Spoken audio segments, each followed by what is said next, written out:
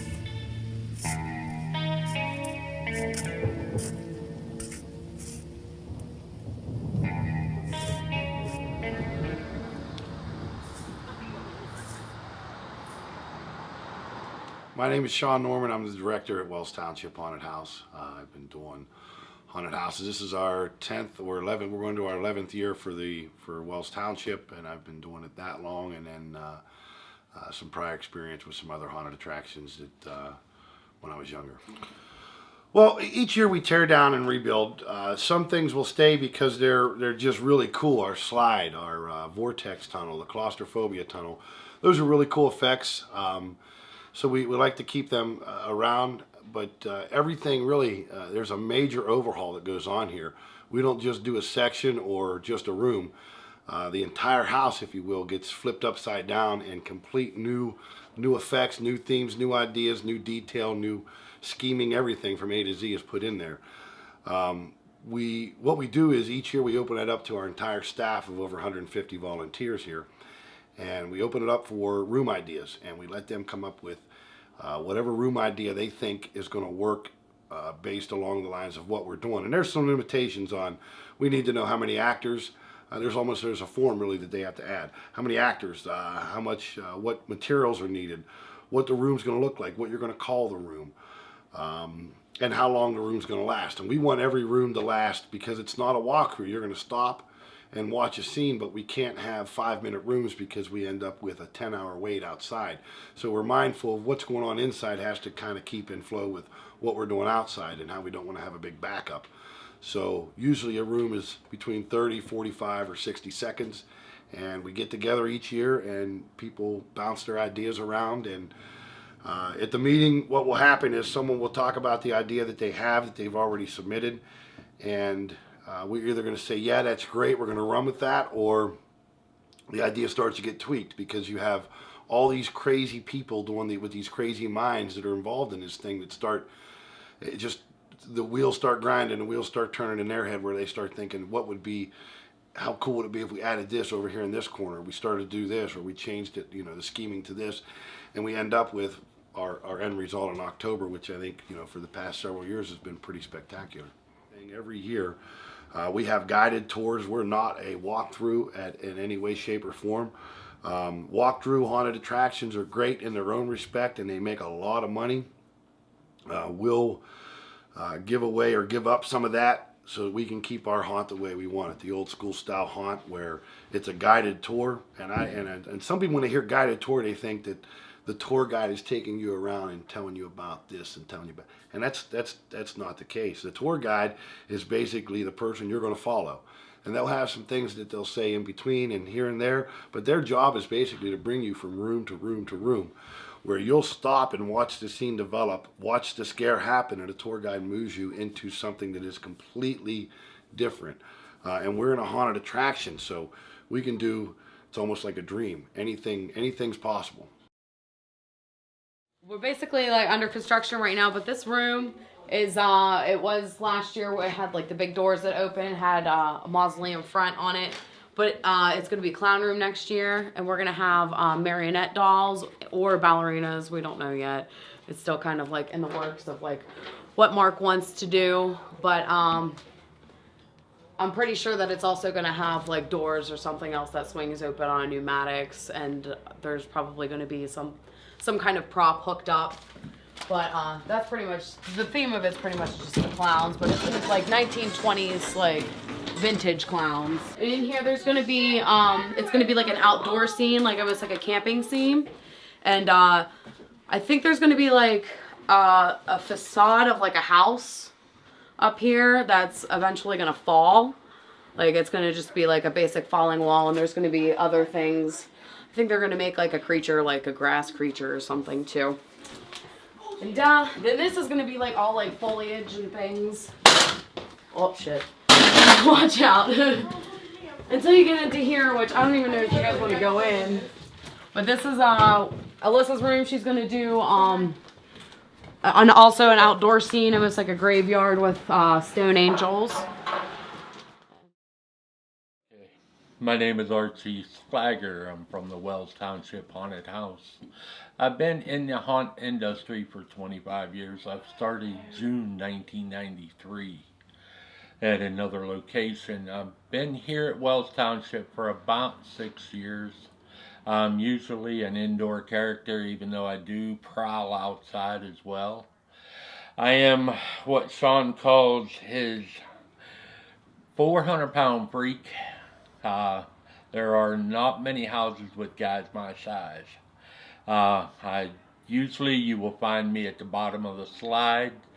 For some reason, Sean loves to have me in that area, even though I will do anything I'm asked: lights, sound, character, indoor, outdoor. The reason I do this is I enjoy people. I love to people watch, and this is the best way of doing it. Anytime you can get an adult male to scream like a little girl, that makes the night. Any reactions other than that, they're just gravy on the cake.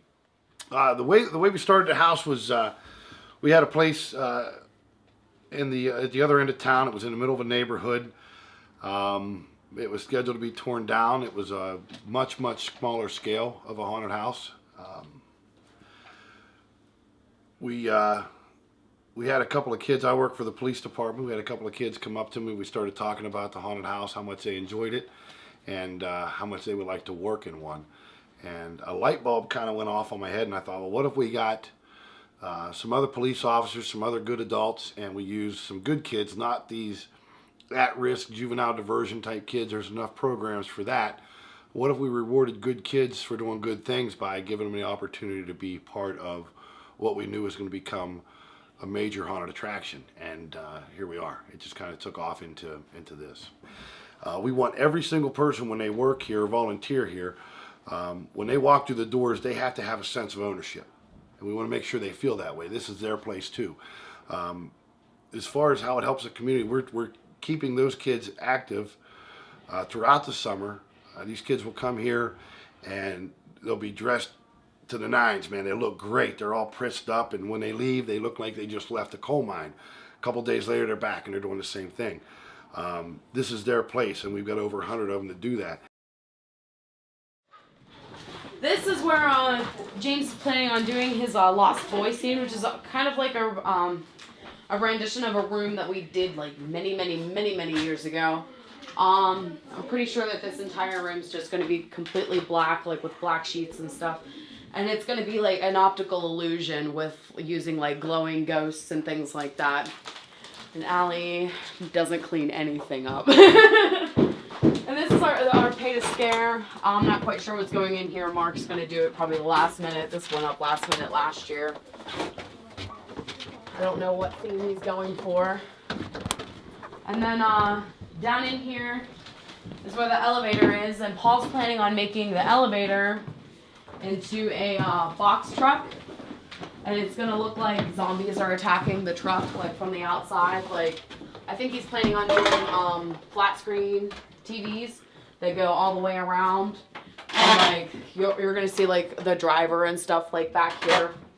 But I think the door's supposed to roll up, and the zombies are gonna look like they're attacking you. My name's Crissy Thompson. I do makeup at Wells Township Haunted House. The people make you feel like you legitimately are a giant family. Everybody's nice, and we fight like brothers and sisters and mom and dad, and nothing compares to it. Just the atmosphere of like the haunt itself, like the rooms and everything, totally different. Like it's on a totally different level. I never even imagined that I'd be here. My favorite part of the house is probably being able to do makeup. Like I know that that's not a room in the house or anything, but doing makeup is something that I absolutely love. You look like yourself, I look like myself, and you put makeup on somebody and they're transformed completely. They're a creature, they're a princess, they're whatever it is that they are. You can make them look gory, you can make them look beautiful, but they're a completely different person, and in that moment I think it gives them like, they take on like a different persona, you know what I mean? They can be whatever they want, and they don't have to be self-conscious about stuff. Hi, I'm David. Hi, I'm Allie. We're part of High Tower Entertainment, What he said. and we're doing a hologram thingy. Basically, the tour will come in, sit down, and half circle. The guy who got his picture taken in an unknown location will sit down on a single chair. The rest of the tour will be on this side, and the other half of the tour will be on this side. Half of the room when they first walk in is going to be, well, actually, the entire room is just going to be floating. Everything. Yeah, I talk with my hands. Judge me. Anyways, but half of the room is actually just going to be a projection. The other half of the room is going to be all the chairs, tables, or whatever I decided to put in there, because I haven't really figured out the set completely yet. Don't tell Sean. Oh my goodness. Anyways, and it's going to be held up with hydraulics and pneumatics and stuff like that. Technical stuff. It's gonna be pretty amazing. Anyways, so the guy sitting in the center will be told to do something called the Trinity Knock. It's, whatever. Trinity Knock. I'm not going to explain what it is. He'll knock 3 times, and then a girl who is also floating as part of the projection will drop to the ground, turn and look at him, and tell them that basically he has screwed up completely. I haven't figured out the script yet either, so I work a lot. Anyways, so the guy flies back in his chair, will spin around, and then next thing you know, this giant demon will come out of nowhere and rip his soul out, holding him, and we'll go from there.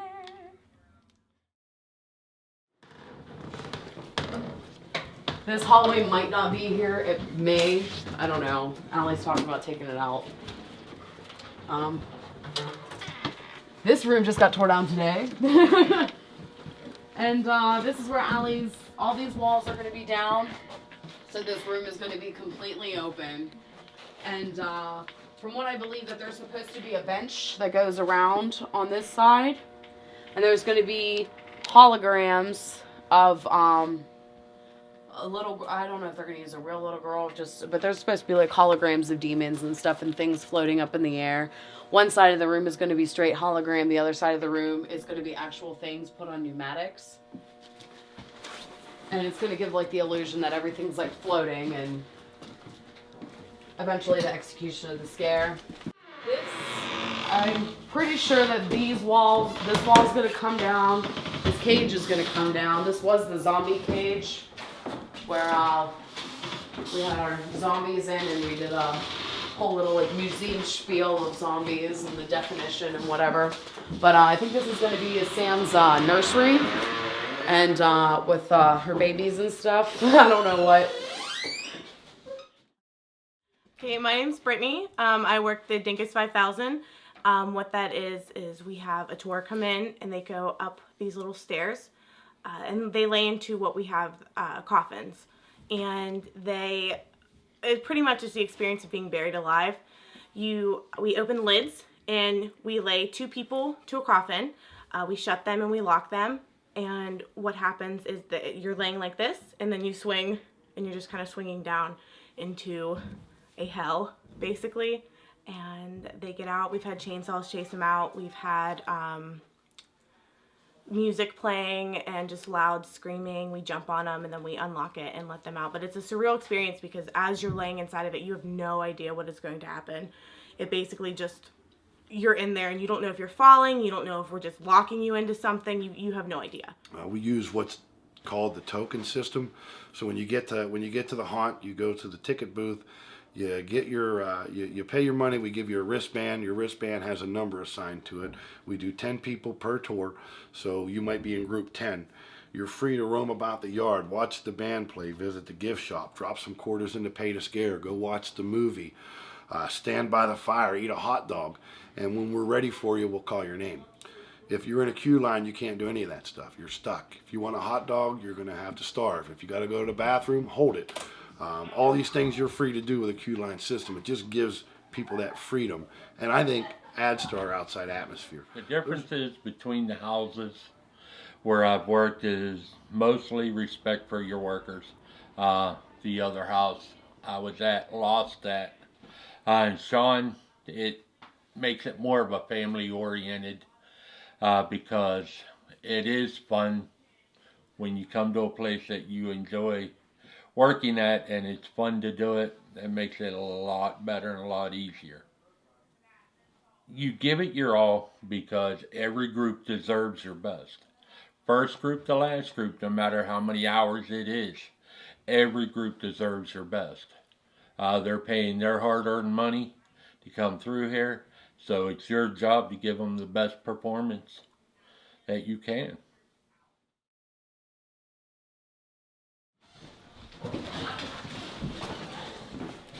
And then this is pretty sure this is the werewolf room. There's gonna be a bed with like grandma. This looks like the plans right here. With the bed right there, which actually in this room before we actually had a bed in here before, almost in the same spot. And then there's supposed to be a werewolf probably in that corner. I know the werewolf's supposed to be somewhere between like 8 and 9 feet tall. And they're actually thinking about putting 2 of them in here. Like one is like a false and one is one that like actually moves. And then this is supposed to be Doug's nightmare room, which he asks like the group members what's their worst nightmare. And it's also a rendition of another room that we've done before, which the group sits on these benches that are kind of like high up.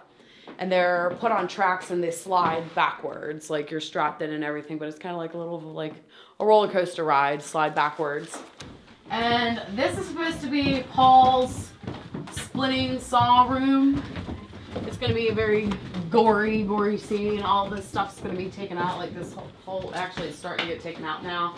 But this is actually a false floor too, like this floor goes down another like 4 or 5 inches or so. So the room itself is going to look a lot bigger. And this place is a mess now that I'm really like looking. Like I'm embarrassed. This room is Granny's room. Probably still going to stay the same because everything that Doug builds he never wants to tear down. And on the other side of this wall is the claustrophobia tunnel, which is like nothing right now. Masks are a big no-no around here, and like taking somebody and painting them to look like Freddy Krueger. There are people that do that, but it's so much better to be original and do your own makeup because it's something that people have never seen before, and it's more intriguing if they've never seen it before.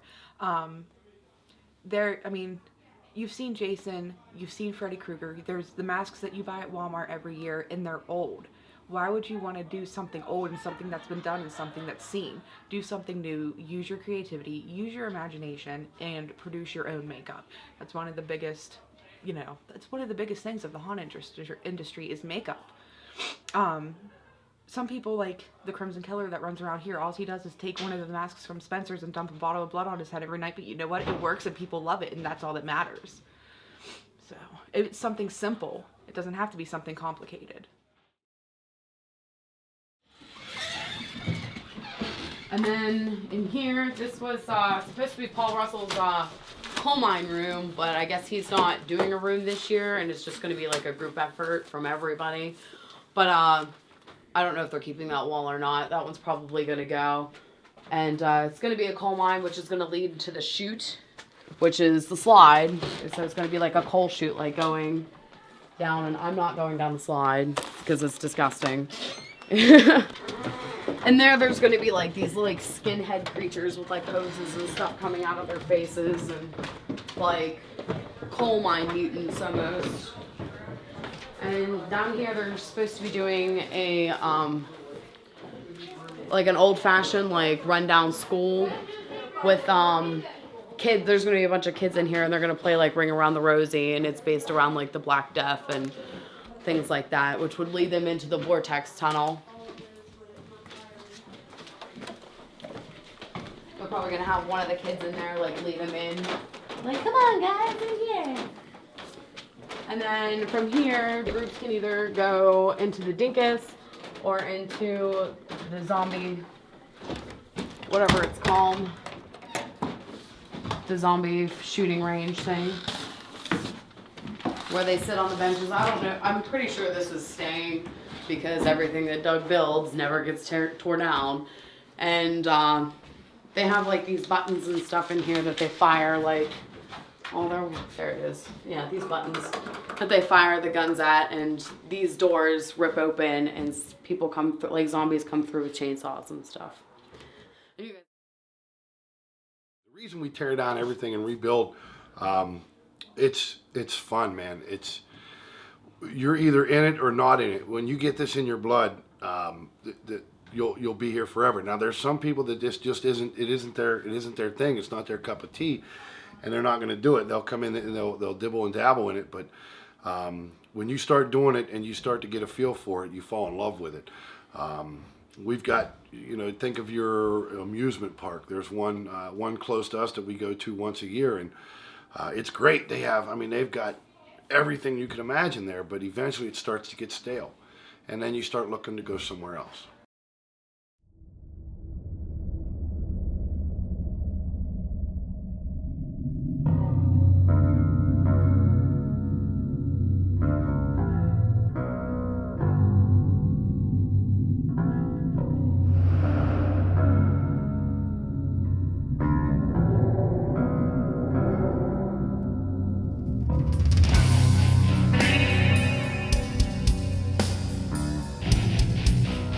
Welcome to the haunted schoolhouse in Haunted Laboratory.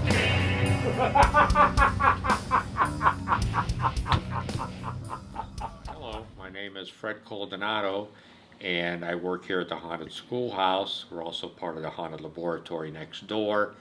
You're seeing me as I normally look, as normal as can be. And what I actually portray here is I am the Undertaker. I'm the greeter at the coffin door, and I've been here for 17 years. I've always loved Halloween, the horror movies. It was always a big thing of mine to eventually get a job here, which I did. And I've worked some various scenes.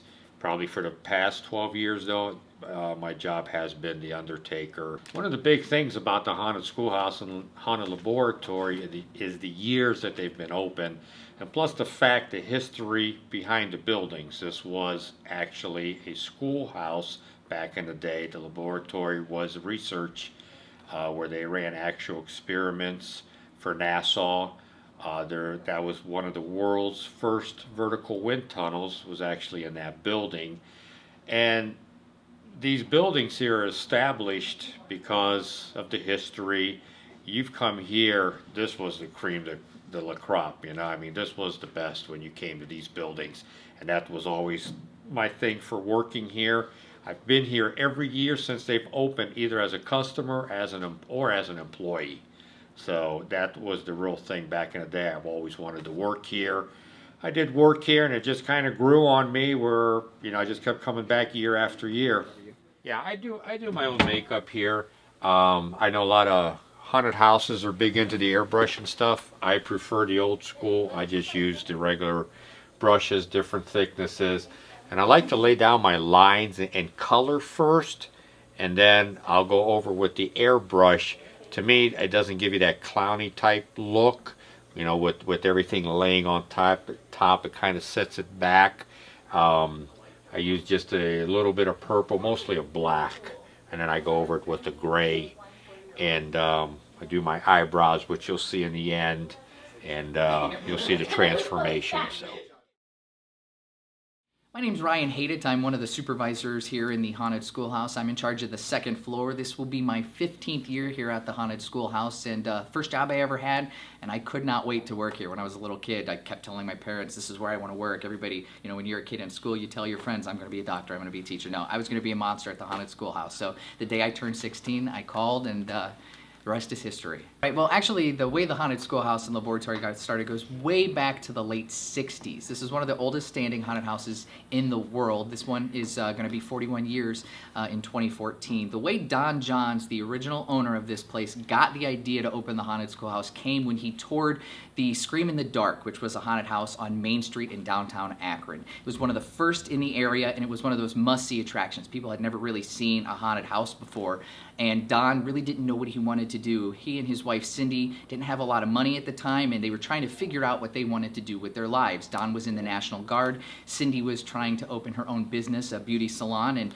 Don tried to do something different with his life. So he got bored one weekend, went down to Scream in the Dark by himself, went through the attraction, and fell in love with the industry immediately. He came back home and told Cindy, his wife, that this is what he wanted to do. You gotta come to the Scream in the Dark with me. So Don took Cindy there the next night, and they went through the attraction numerous times, and they caught the bug. They were in love with the haunted house business, and the rest is history. This building, when it first opened, actually was the final year that Scream in the Dark was open. So Scream in the Dark was open for 6 years. This one opened its final year, so it was kind of like passing the torch over to the Haunted Schoolhouse. And when Don was looking for space, it was hard to find a structure that would be suited for a large haunted attraction. And when he saw this building was available for lease, he actually approached the Akron School Board. This really was a former elementary school, and they basically told them no. This would never be acceptable. They would never allow anybody to rent the space to turn it into a haunted attraction.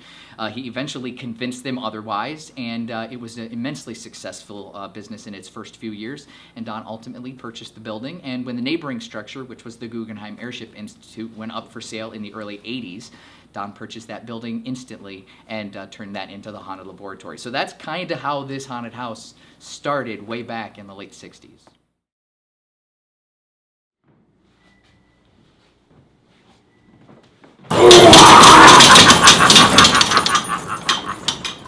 Wall that's one of the original chalkboards when this was open to a school. It was the Thomastown Elementary School. That's one of several. I can show you a couple of others, but they are all very well camouflaged into the building. This is an old school classroom scene. This was new for the 2013 season, so this was new last year. Our headmaster's in the corner making sure the class is paying attention. And as you can see on the chalkboard, it shows that we were voted #1 by City Blood, which is a very popular haunted house website. They ranked us #1 for the first time, which was exciting for our 40th year. But a lot of people confuse this scene with a church because they see the pew benches. But actually, this is what it looked like when this building initially opened. These were the kind of seats the kids actually sat in. So we wanted to go old school, like it was when we first opened, when they first opened this as an actual school. All the floor was just painted that way. That's the giant. People don't really notice the booger hanging out of his nose, but as soon as they see it, the little kids love it. It's one of those things that it was so classic. And if you ever go to haunted houses like Cedar Point, they actually have a giant on the main midway. It was inspired off of this. After this was built here years ago, giants started showing up at haunted house conventions. Now this one used to stand up. He actually used to get up off of his butt, stand up, was really tall. We since changed that, brought him over here because the room that's after him is one of the best that we got. Take a look. This is one of our newest scenes here at the Haunted Schoolhouse and Haunted Laboratory. Don't want to tell you where it's at, but when you walk in, you will never forget the experience because the entire room shifts just like that. And then we got creepy people, running around. But this room is all based on your weight. When you walk in, the big surprise, it shifts completely based on the weight distribution in the room. As far as the evolution of these haunted houses, it has gone through immense changes. The very first year, Don didn't own the property, so he wasn't really able to tear down walls or really impact the change of the building itself. So it really was actually, to be honest, it was pretty lame the first year. But for haunted house standards, when it was new back in the 70s when this place first opened, it was pretty revolutionary. If I showed you the pictures, though, it might be kind of funny to see how much this haunted house has changed. Throughout the years, the benefit of this being a permanent structure is we get to keep everything in place throughout the entire year without having to tear it down. We can just enhance it throughout the off season. So one of my favorite scenes here is Dracula's Castle on the second floor of the schoolhouse. We get to spend as much time as we want on that kind of thing to really fine tune it to make it as good as possible when we open for the season. And as things change, we change with the times. So if people are more interested in the gore, we have gone down that road, but we kind of pride ourselves on being not necessarily the gore scare. We don't really go down that route as much as some other haunted houses when you go in and they have themed attractions like a slaughterhouse.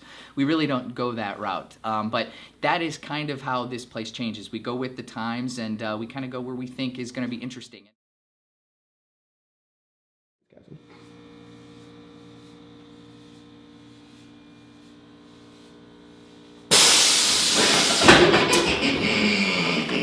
One of my favorite scenes, everybody's favorite scene here in the Haunted Schoolhouse. This is Dracula's Castle. This scene took almost a year to construct, and as you can see, it's incredibly detailed. We had a documentary filmmaker named Daniel Roebuck who was in Lost and Agent Cody Banks in those movies, and he came here and said this was his favorite haunted house scene ever.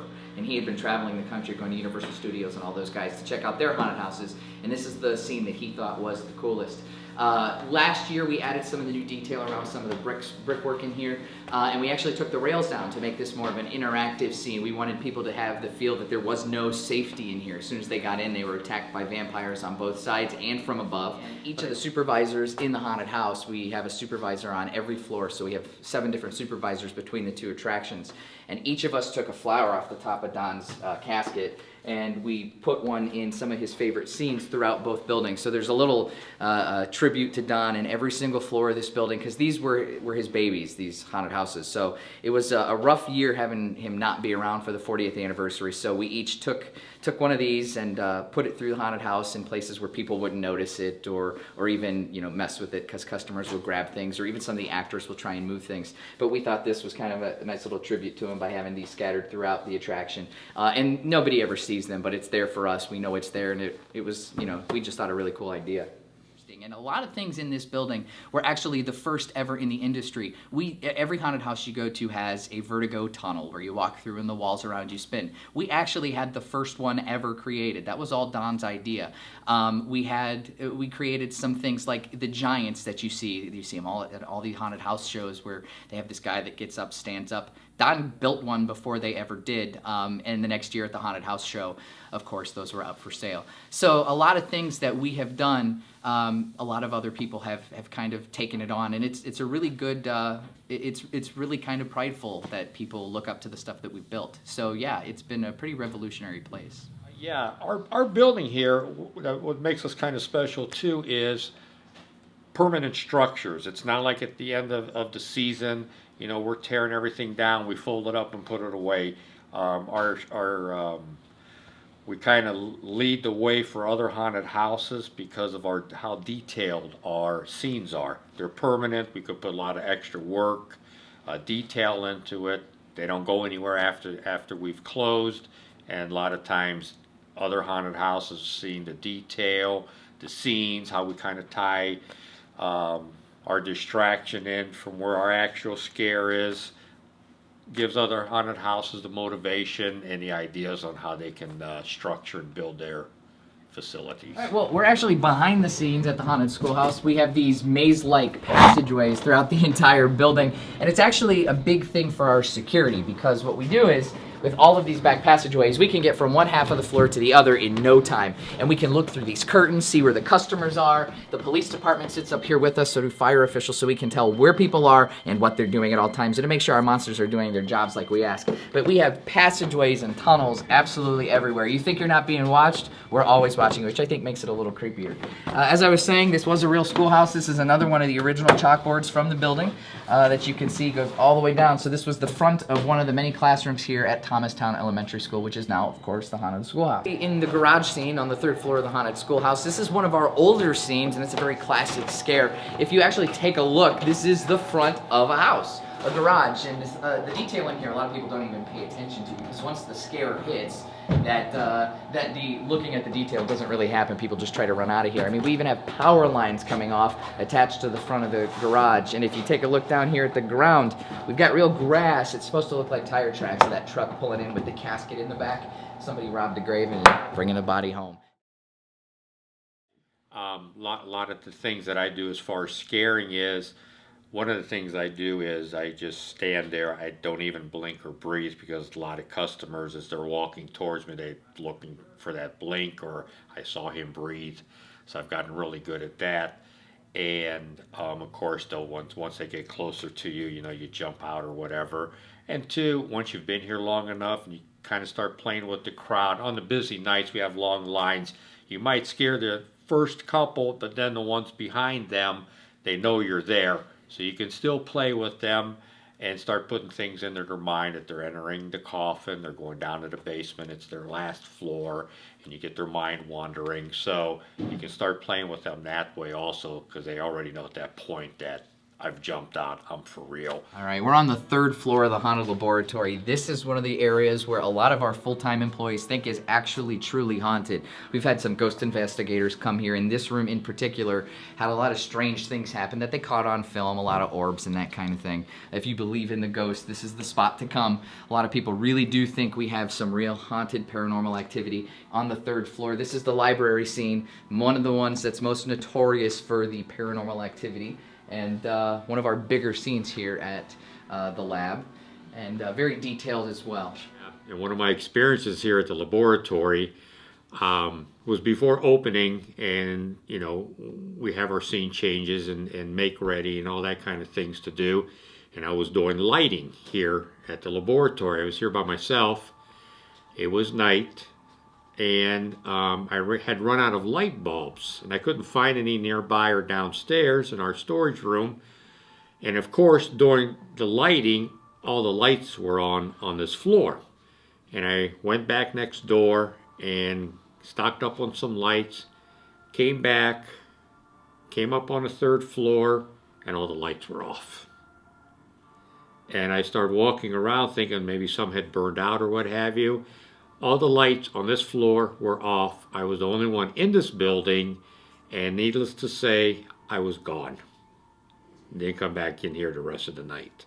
That's just one of the experiences you hear about. A lot of lights clanging, banging.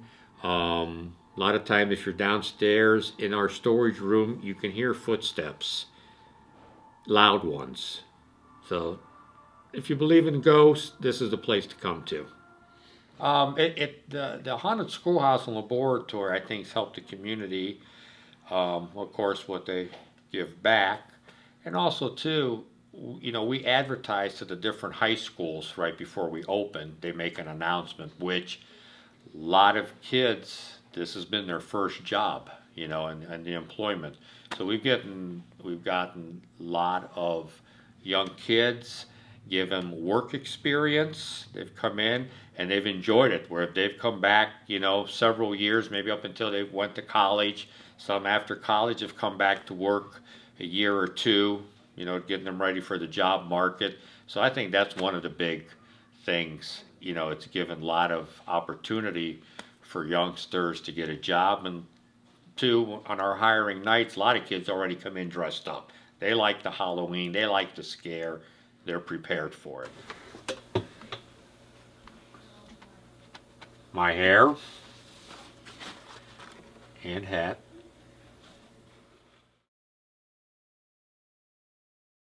I've got it down from start to finish, probably about an hour.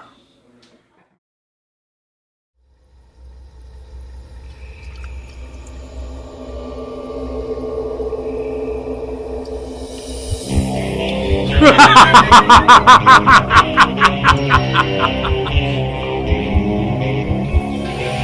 are entering the dungeon, the casket.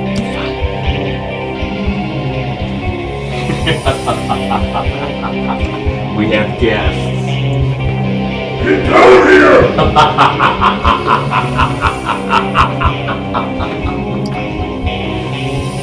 We have guests coming.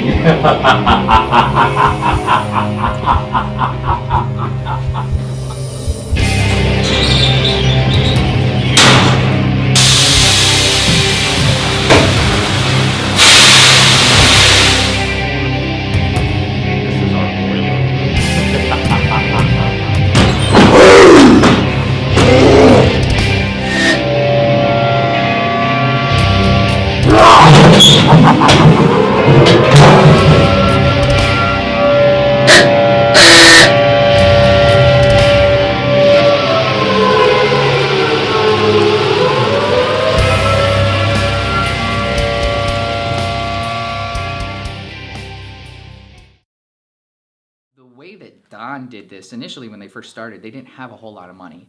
And he would literally find junk. He would dumpster dive. He would find things on the side of the street and take it.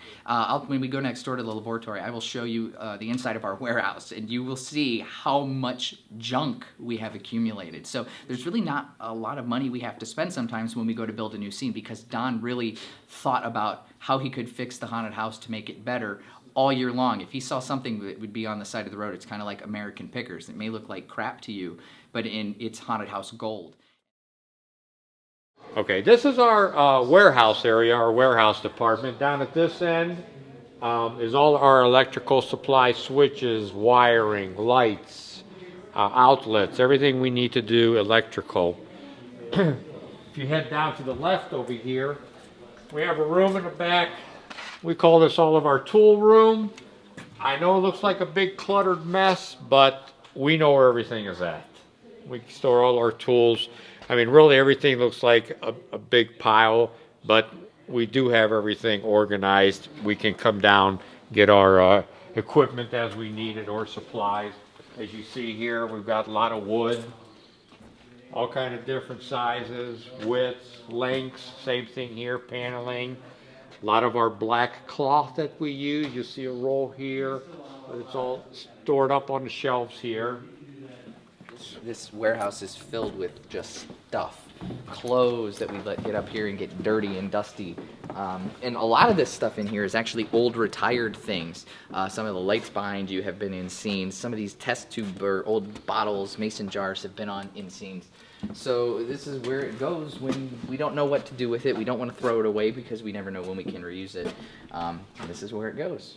If there's ever like a train derailment or a truck filled with caskets crashes, they can't resell those goods because they're considered damaged. So who else are they going to sell them to other than a haunted house? And they don't want to lose money on the caskets, so they sell them to people like us.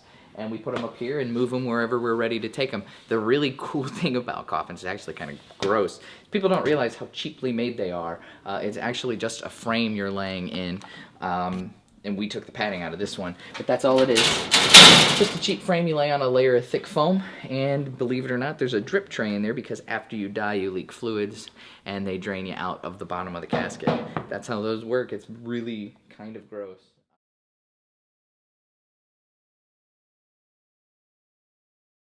In the off season, it's interesting. We do have a crew that's here throughout the summer. Things really start to ramp up in the springtime where they come in, start tearing things out, and then we start trying to figure out, okay, what do we want to put in this scene? What do we want to put in that scene? And it's a long process because this is an attraction that prides itself on detail. It's not one of those where we will go out and buy a lot of set props, a lot of the pre-made things. Like you'll see some people who go out and buy a lot of the props that are available at Trans World and the other haunted house conventions. We don't necessarily always go down down that route. We like to make our own stuff. So a lot of the props you see are completely original. We call it the bridge, the third floor bridge. And it's just a way for us to monitor the procedures of the haunted house so we can get a gauge on the general public, what they're doing, and where our monsters are at. So we kind of get an idea of what's going on. And then they walk directly below you. There's a scare directly on your right above the customers in that little box. So when they're looking at the scene, we distract them with that stuff, and then we hit them with a good hard scare. In here is actually real. The dirt is real. We actually brought that in from a farm. Tons of dirt. And the trees that you're looking at in this scene are real, and they're all fireproof. And you might be wondering how. It's hard to see, but if you take a close enough look, it kind of looks like it's a little crystallized on those leaves. And basically what that is, we come up with a pressurized container every single year, and we spray that down with what's called PyroGuard, so it makes it fireproof. So in the event that something would spark on a dead tree, that tree's not going to catch on fire at all. It's probably got 10 years of PyroGuard on it right now, and will be PyroGuarded in just a couple of months. Everything in the haunted houses, both buildings, is PyroGuarded. The floors, the walls, the ceilings, all the props, all this stuff. That's why it looks like it's got some grit to it. If you look on the wall, that white stuff, that's all PyroGuard. That's why it looks like that greasy, gritty feel. It's all just for safety reasons, but another one of the things people don't realize about haunted houses.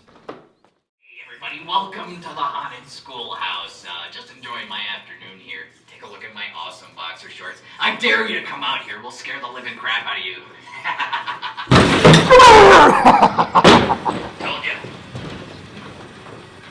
Some of the detail in here is amazing, and what a lot of people think is metal is actually wood. So everything you're seeing in here, none of that is metal. That's all wood. Even these little, the tops of the bolts, these are actual eyeballs that you would see like in a Halloween store. All our artist did was paint over the top of them, make it look like it's rusted metal. Everything in here is wood, which gives that illusion that you're actually in a metallic, kind of gross room where some mad scientist is going crazy. But yeah. The fourth floor of the laboratory really was a lab. They would do a lot of aeronautical studies here, and in a room just like this, they would send animals to outer space, like monkeys, mice, things like that, and when they would come back to Earth, they would actually hold them in some of these places just to see how they react in being back in something with gravity, and this is exactly what the lab was used for years. So much was done here. The first parachute made in the United States was made in this building. We're actually standing inside the world's first vertical wind tunnel. This was hollow when they purchased this building, so everything you see down there was built. We had 2 of our full-time employees attached to harnesses from the very top of this room, and they built each of those floors hanging in the air. And then we went down, chopped them apart with axes, and each of those floors will actually hold you up. So when we have to change a light, because we can control the light on each of those 3 floors, so if we only want this top level to light up, we can do that. If we only want the second level to light up, we can do that as well, along with the very bottom floor. But to change those lights, it's really hard because we have to come up a very vertical ladder, and we can walk around the outside of that and change anything we need to. This is typically filled with fog and laser beams, so in here right now it really doesn't have much of an impact. And a lot of people, if you're afraid of heights, this isn't the best thing. Another really cool thing to look for, I know everybody likes those vortex tunnels. If you ever come in here and you're looking when the lights are on for the haunted house, you can see the actual tunnel down there spinning. It's one thing that you get to walk through at the very end of the show. We were the first haunted house to ever have a vortex tunnel. Not everybody has those. Those are pretty commonplace, but you can actually check it out down there when you walk through. We're in the morgue scene at the Haunted Laboratory, one of the goriest spots we have in the haunted houses. And everything in here is actually legit medical equipment. Everything you see here, all the x-ray stuff, those are all real medical things that we actually got from an old doctor's office.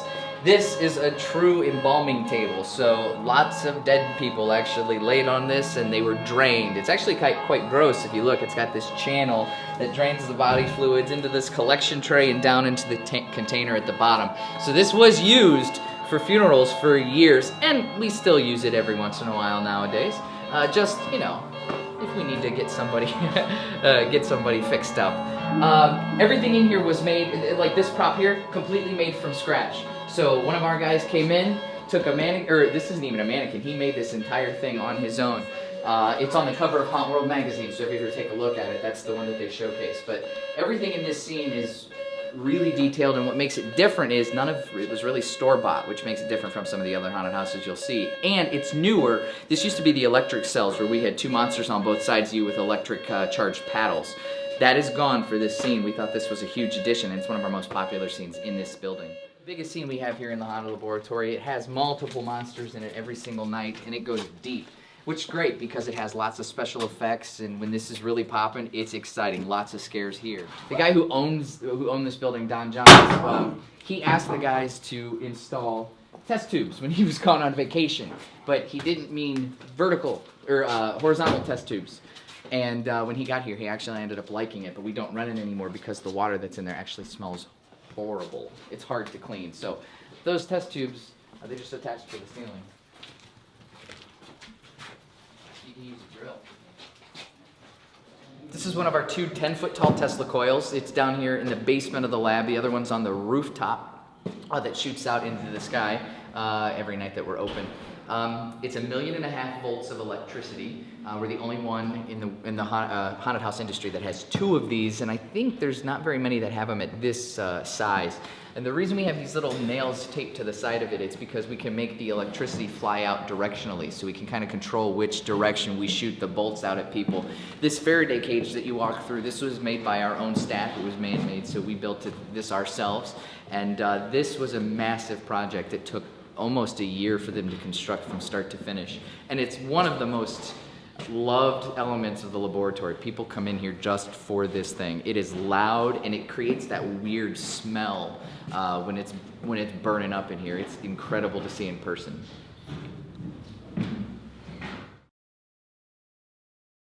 Okay. You guys have been around for a really long time and have been really successful. What advice would you give to new haunts that are just starting? Oh, that's a good question. For new haunted houses, I've asked other haunters that question, and their response is don't do it. It's really hard to get a haunted house started nowadays, especially with all of the city restrictions and limitations. You have to know how to market your business well. You have to have enough money to even get off the ground. If you're going to open some tiny little haunted house that isn't going to have much exposure, it's not even worth your money or time. There's so much that has to go into it that a lot of people don't understand. The safety restrictions, the fire codes. So you really got to do a lot of research before you dive in and try and start. It's so much more difficult than it was when this place opened in the 70s. They really didn't have a whole lot of rules because haunted houses were new. But after that fire that happened in New Jersey in the 90s when those kids were killed, it really changed the industry forever. So you really got to know the ins and outs of the city laws and the financial restrictions you're up against, because they require or sprinkler systems and very expensive fire alarms that are probably worth more than some of these haunted houses are. So yeah, you've got to really have a lot of money and have knowledge of the local laws.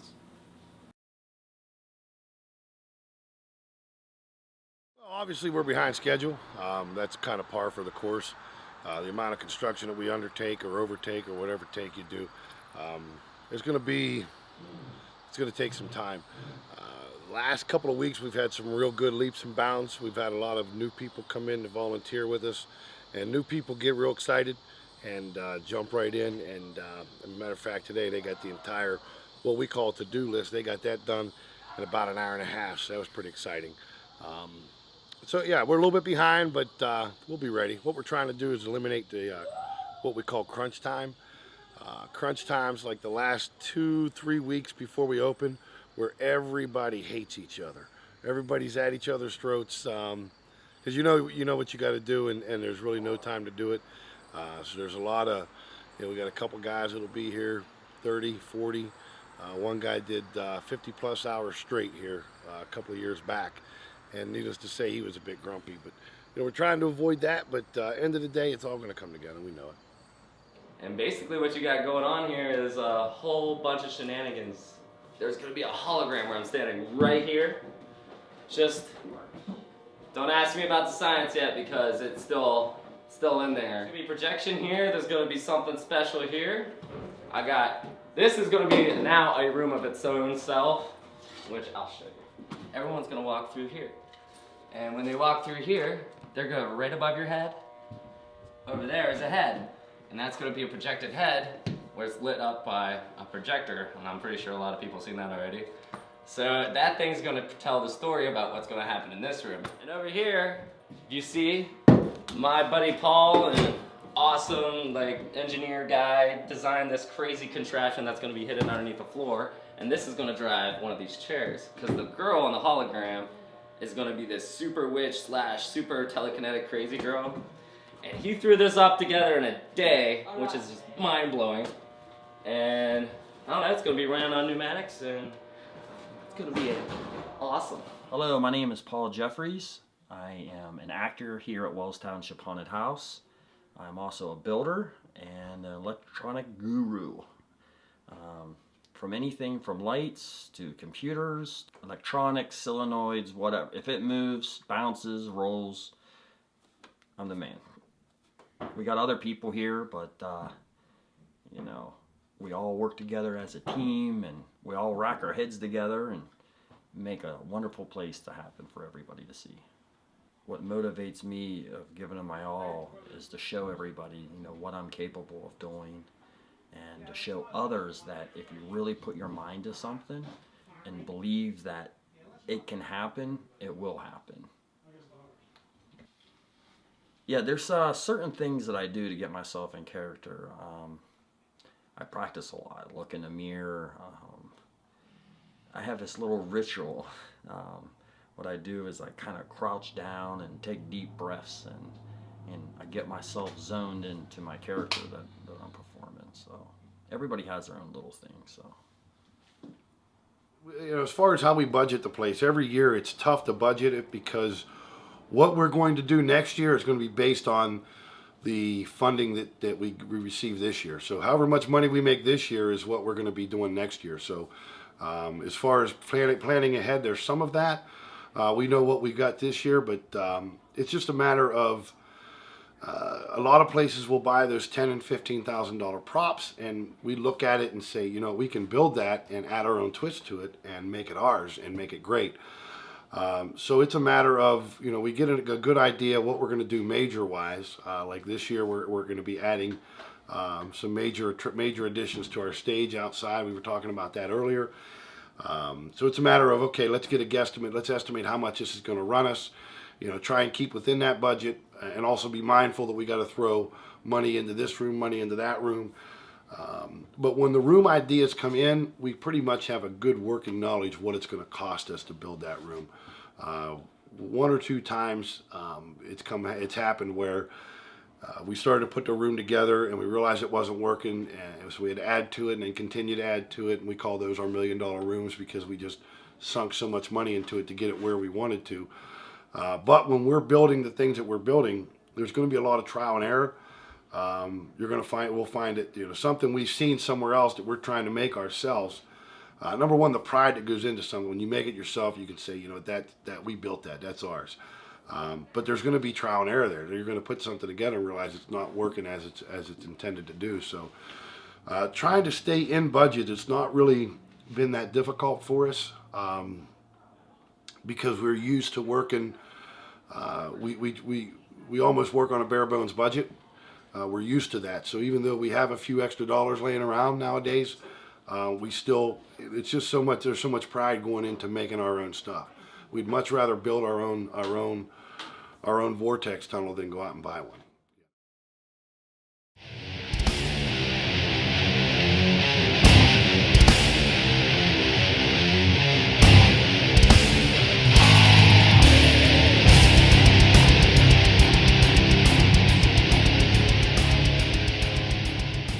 Scott Seifer. I'm the general manager of the Factory of Terror in Canton, Ohio. Two-time Guinness World Record holding for longest indoor haunted attraction in the world. We have the Factory of Terror is made up of 4 groups. We've got 4 separate haunted houses. We have the Asylum, we have Industrial Nightmare, we have Massacre on Mahoning, and then we have Demise. They're set up so when you enter one house, you go straight in. When you come out the end of it, you go straight into the queue line for your next house. That keeps our flow going, and every house has its own supervisor, and each supervisor has a breaker / manager with them too to help run each show and keep it smooth. Every year we grow. This year we'll probably be running about 130 employees for the season. I'm Liz. I'm lead makeup artist here at the Factory of Terror. On a nightly basis, I have 4 or 5 people on airbrush, and I have an additional 3 doing our latex prosthetics. Every night we have the actors get here, roughly 4 o'clock, start their latex and get all that ready. After they're done with latex, they come over here to the airbrushing stations where we only use Posh airbrushes. We have state-of-the-line airbrushing. Every single one of my makeup artists are trained to use these brushes, and if they can't use it, I can't use them. All of our makeup is Maron. It's wonderful. It gets the job done great. It doesn't sweat off as easily as all the cheaper makeup does. With our blood supply, we use a lot of blood. The more blood here, the better. If you don't have enough blood on, I'm gonna veto it. You need more blood. It's just how it goes here. The gorier, the better. People aren't paying to see pale faces. They're paying to see the bloody, messy, disgusting, beautiful faces that we portray. I started makeup, I was 14 years old. I'm only 22. I've been with this a long time.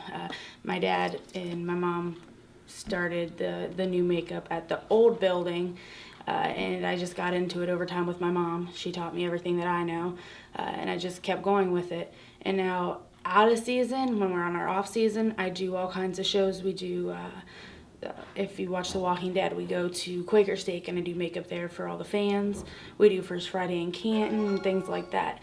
We do a lot of different makeup events just to let people know that zombies are fun. At the factory, we decided to make it easier on ourselves. We put all of our show's control unit together in one area, so all you have to do is walk up and throw a switch, and every one of our haunted houses is now live. That turns everything on.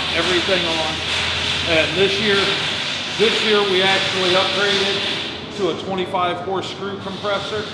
It literally, at a push of a button, we've got 80 PSI like that. So we pretty much went state of the art now. In 2001, John and Rich Esledge decided they were going to get into the haunted house business. We started the Factory of Terror in Canton at the old Hercules Engines plant. We were there for 5 seasons, and then they sold the building, and we ended up moving into our new facility here. We're roughly 145,000 square foot facility. We're using about 65,000 square feet for haunt at this time, but every year we build on and we add on. This is our 13th season, so we're still relatively new to the business, but I think every year we push to be bigger and better. This is the courtyard in Asylum. It's one of our bigger set pieces. It's a little more wide open, but it gives the actor a whole lot more freedom to do a lot more entertaining. In areas like this, you can't always have a hidden door or something, so you've got to be a little more versatile and make anything a hidden passage. Flower pots that rotate for our actor to get in and out of scenes faster. This is the factory's mirror maze. It's a 1,200 square foot mirror maze. It's the only one in the northern United States that we know about, and as you see, it's very misdirected. My name's Amos Meinert. I'm the actor coordinator here. I'm also an actor too. I do a lot of the hiring and scheduling, training of the actors, making sure everybody's on the same page, making sure if there's any problems with any actors that I try to defuse everything. I want to talk to everybody, and that's mainly what I do here. We also have like an interview process. We usually try to schedule it like 1 day a week, that I'll get a group of like 30, 40 people to come in, get all the supervisors here together, and then we can go through an interview, show us your talents that you have. And we just don't like to hire anybody. We like to try to hire people that will actually work for the haunted house and fill the spots that they look like they would work good in, and not just put anybody anywhere and for the night. So this is Industrial Nightmare, the second haunt in the Factory of Terror. It's built up and has mostly all factory themed things in it, and a lot of everything that you see was actually refurbished as part of the factory. It was once a working part here.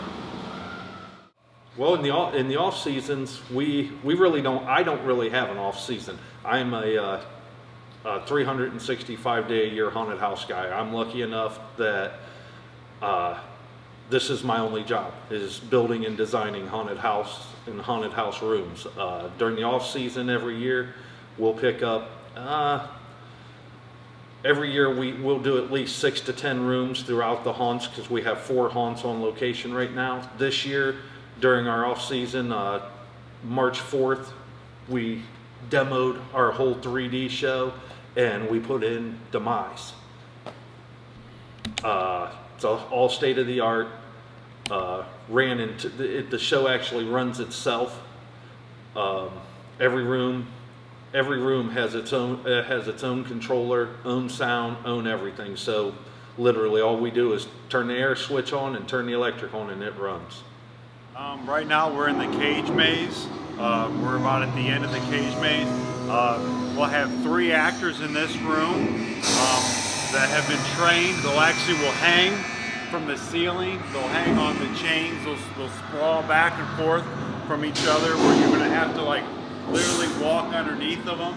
We have an upper catwalk here where they travel across and they jump down over here, where it's a good scare from up here. There's a lot of banging that goes on in here.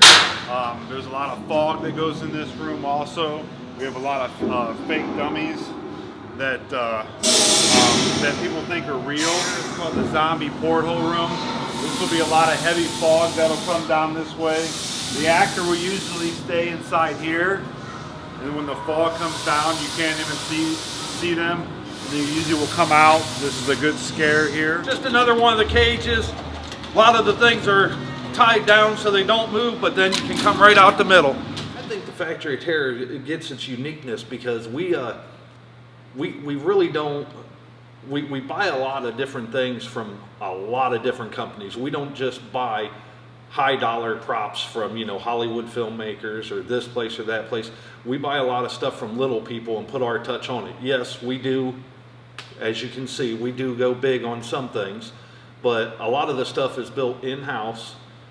We have people that work for a playhouse that come in and do nothing but paint. We have people that come in and volunteer that have just such unique talents that it pulls it together, and I think that's what makes us a little more unique than the other big name haunted houses.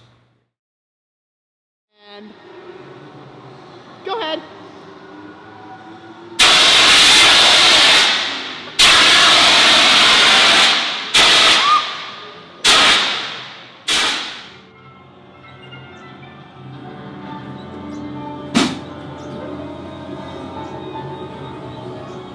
This is the beginning of Massacre on Mahoning, our largest show at the Factory of Terror. It's all about Edward Winters, who went crazy on his employees and built a house inside of his factory so he never had to leave his job.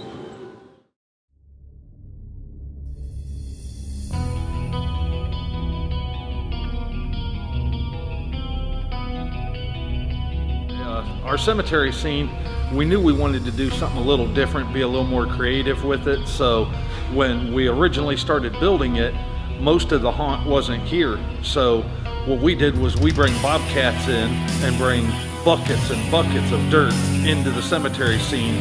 So when you went through it, you actually were on uneven ground, and it just gives such a better feeling because you're walking through dirt paths. And you can see the dirt mounds around the coffins, around the exposed coffins, and underneath our giant bats, and our grave digger digging his own little hole there. In the middle of our cemetery, we have the caretaker's shack, and there's a coffin repair shop in there, and that's basically where our hillbilly caretaker hangs out and mortifies people, I think I should say, because he's one of our better people.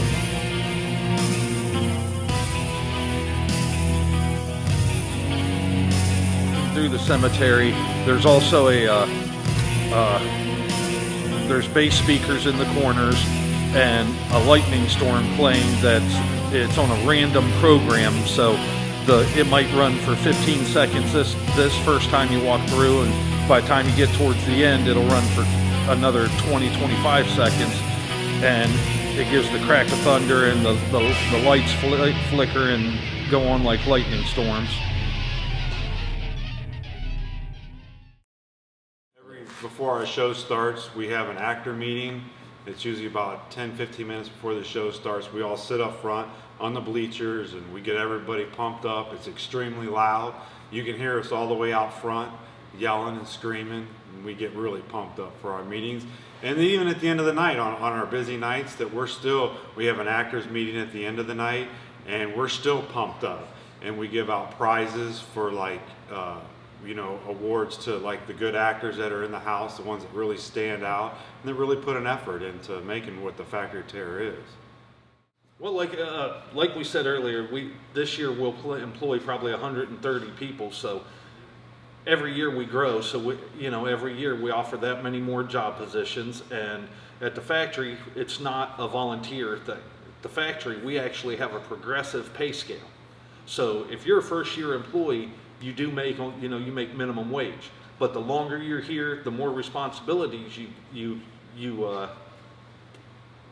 get handed or partake in, the more you make. We have people that's been here for 10 years.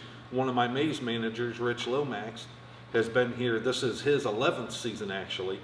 So every 3 years you get a 50-cent raise, and then when you become a maze manager or supervisor, you get a $1 raise. So I mean, Rich is in here doing his thing, running his show, and he's making $11 an hour, scaring people and having fun. Where can you get a better job than that? The moving wall was actually a crane trolley, and it was one of the first things we noticed when we bought the property, and we knew we wanted to keep it intact and build something a little more special with it. That's when we came up with the moving wall scenario, and it runs really smooth. It's almost effortless to operate, so even our smallest actors can run the wall for us. Usually an actor will be appointed to a house in a specific room, and that's their room in their house. For like the season? For the season. That's why we try not to take somebody from one house and put them in another house, because their makeup is different.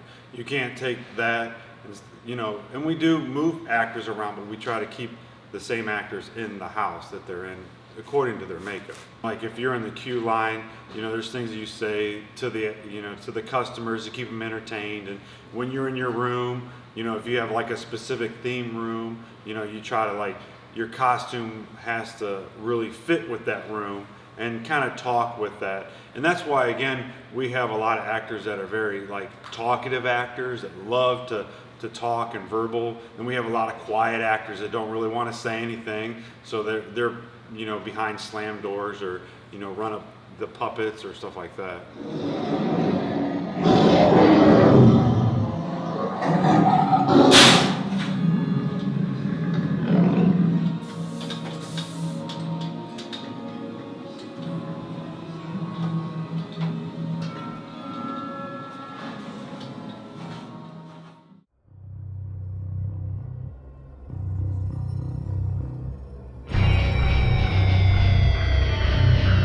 Sewing room inside the Demise is a one-off. We really wanted to go over the edge a little bit. I want to say the sewing machines are very old, very vintage. The bodies that you see in there are all made by Unit 70 out of Columbus, Ohio, and they basically do Hollywood effect stuff. I mean, they're probably some of the best in the industry, and we wanted to push the envelope a little bit more and get a little more edgy in there. That's when you see the bodies in there, you'll see what we're saying.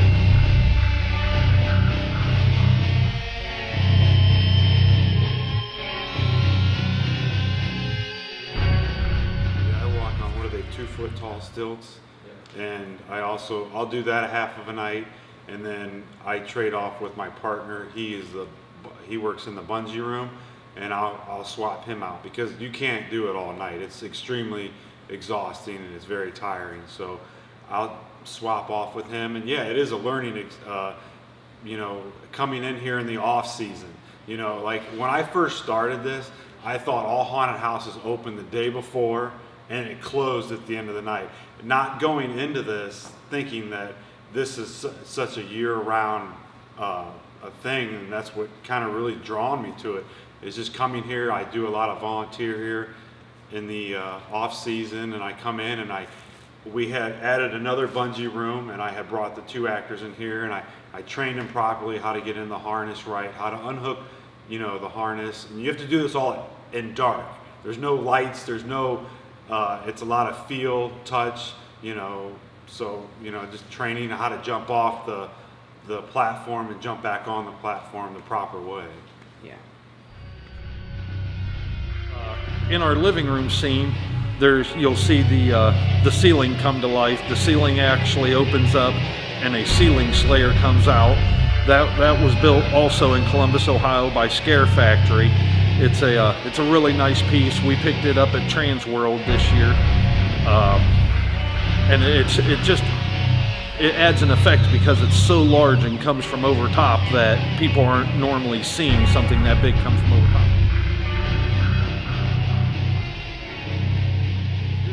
Starting a haunt, I would say the most important thing to do is make sure you have a very good crew behind you, because if you have a good business sense, that's one thing, but you've got to have people that can build your haunt. You've got to have people that know electric. You've got to have people that know animations, that know pneumatics. You've got to have somebody that can help take care of your sprinkler systems, your fire suppression, your fire training. The biggest thing is to just have a very good crew, and hopefully you hit the lottery, because it's not cheap.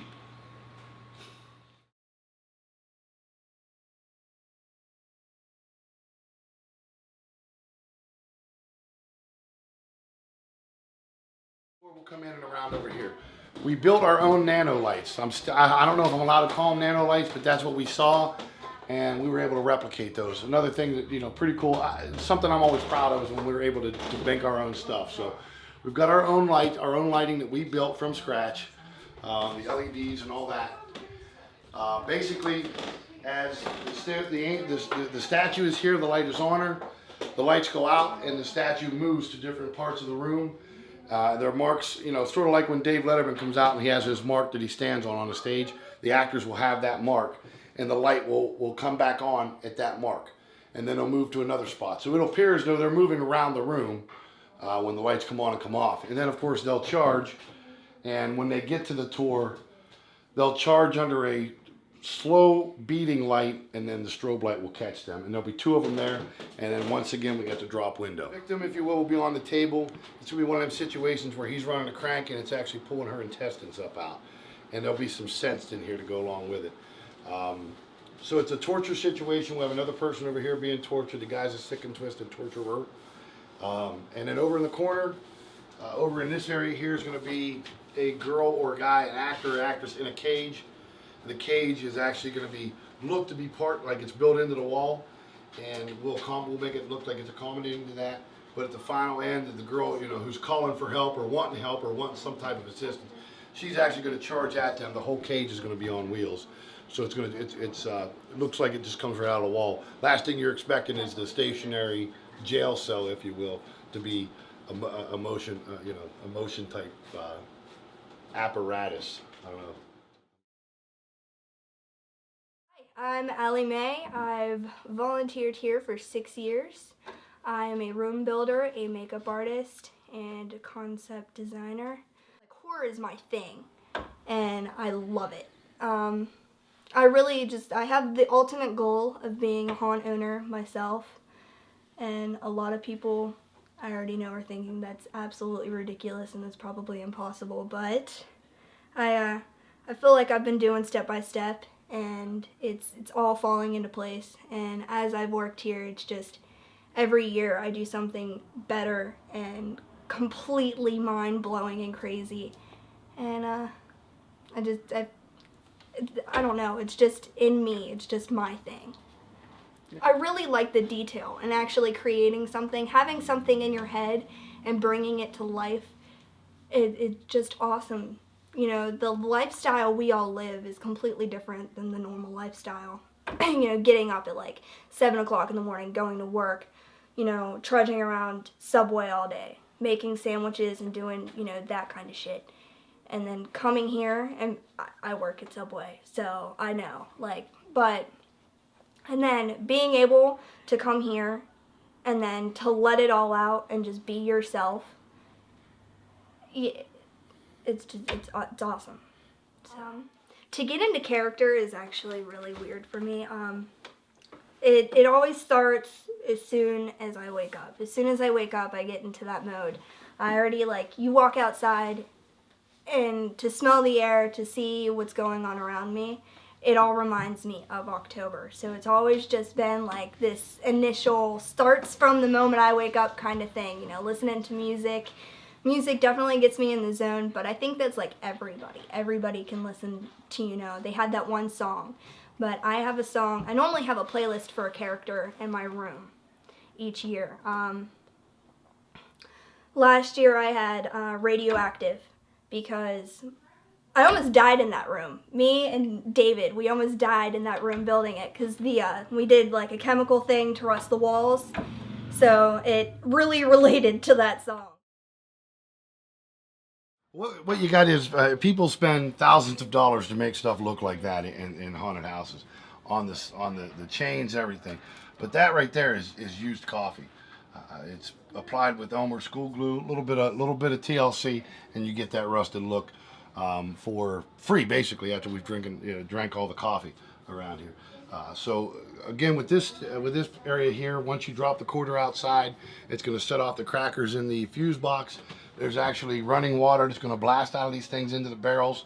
This video is playing, going absolutely crazy because the security cameras are all out of whack, and that's when everything starts happening. Lights start flashing, and these barrels will be set up in a manner to where the barrels are going to fall at you. And again, this is something that's a multi-$1,000 prop that we put together with stuff we had laying around. You know what I mean? And that's not knocking anybody, man. I mean, if I had the ability to take a credit card and swipe and just buy all that stuff outright and bring it in and run a couple screws in, I still don't know we'd do it, because you know, this is a stupid amount of pride goes into when you see what you built and then see it work compared to what others are spending tons and tons of money on. It looks great, but so does this, and it's all. Come in here. This room we're pretty excited about. They're going to come in. The room's going to appear as though it's about this wide. In reality, it's huge. The tour comes in. Half sit on this bench, half sit on the bench yet to be built. And the actor or actresses in here start talking about your favorite nightmare. And then it starts getting worse from there. And then watch your head is all I can say. Then this happens.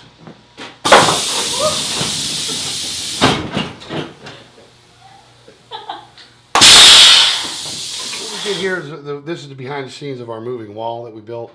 And the cylinders that we're using here only go 3 feet. So it was a matter of trying to figure, we want the wall to move almost 7 feet. So how do you take 3 feet and make 7 feet out of it? And the guy that was putting this together but was sitting there, and as he's trying to come up with the idea, this is what he came up with. So if I move my elbow up just a couple of inches, my arm actually moves several inches. So using that theory, this is what we came up with, where the cylinders are going to move 3 feet, but the wall is actually going to slide just like your arm would at the elbow. So the whole wall, only on a 3-foot cylinder, 2 3-foot cylinders, the whole wall is going to move almost 7 feet as a result. Here is a simulator. I don't know that it's quite like what NASA has, but along those lines. It will do whatever we want it to do. So eat your heart out, NASA. The floor it's a $2,000 floor, but again, we built it. We didn't take a kit of what someone else put together for us and put it in here. We had an idea, put it together, and this is what we have. So at the end of the day, when this is all done, the video's done, the 70-inch flat screen TV is going to show the video, and the room will react to the video. We'll give that to our guys, and it's already been filmed in-house with our own people, our own actors, and that video is given to the tech guy who will then make this room react to the video. So just like what you'd experience at I don't know, some big fancy amusement park. as they cut some wood. We're still building, but yeah, it's in a nutshell, it's a simulator, and we can make it do whatever the hell we want it to do. Here, my wife used to work with us at the haunt. She doesn't do that anymore. She just lets us do our thing. But myself and all three of my kids are here now.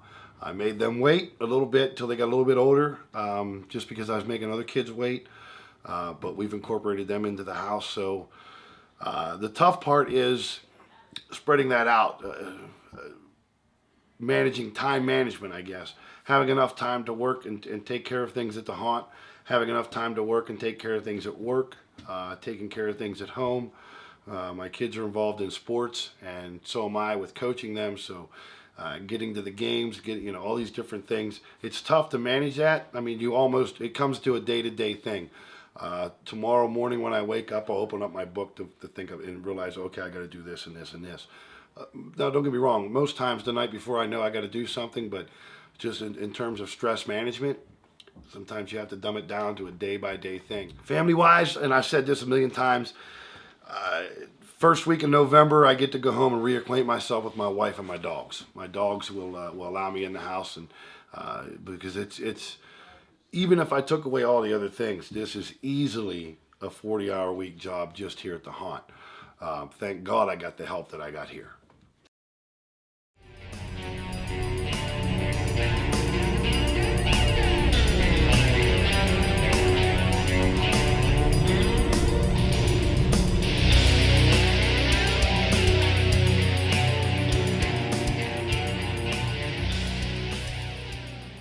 My name is Jerry Vayne, but my Legion name is Lord Lazarus Deligio. I'm a Grand Knight in the Legion of Terror.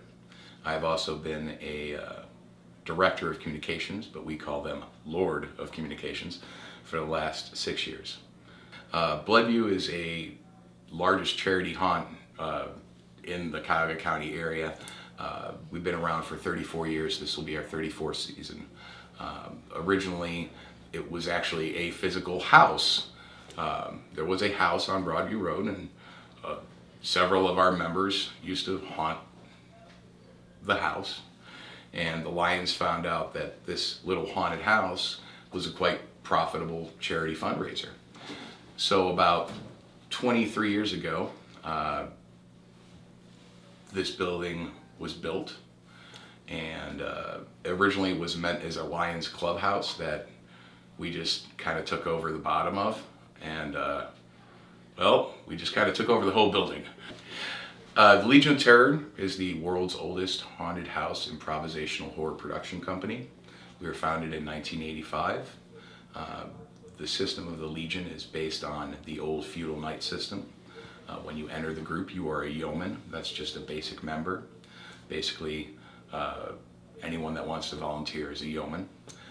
When someone sees that you have prowess, you will get squired, and that is usually a training process where we teach our knights how to interact with crowds, how to develop different characters, how to develop the 3 different acting styles.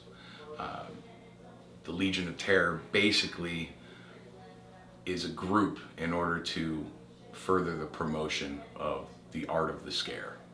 We were all brothers in the art of the scare. So as a squire, once you've gone through the training and the probing and, shall we say, gauntlet of knighthood, the elder knights will vote on you, and if you have been found to meet our high level of standards, you get knighted.